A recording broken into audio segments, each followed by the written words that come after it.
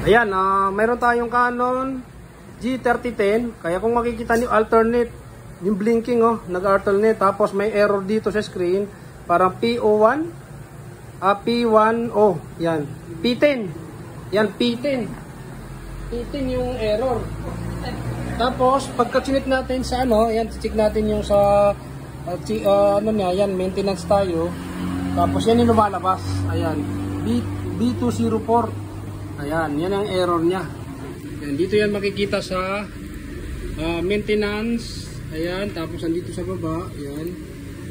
Ayan, yan, lalabas siya. Yan ang error, B204. Ngayon, ang gagawin nyo, buksan nyo, tapos linisin nyo yung cartridge. Ayan. Lilinisin yung cartridge niya, yung sa may mga ayan, dito, yan, yung mga yan. Pwedeng eraser, o kaya kung may cleaning solution kayo, lagyan niyo yun sa tissue na maliit, yan, pwede niyo ipanglinis din yan. Yan, dyan nag-error yan, kaya nagkakaroon ng B204. Kung hindi din. Pagka ganun pa rin, hindi pa rin nakuha sa ganyan, maaaring may problem yung board niya.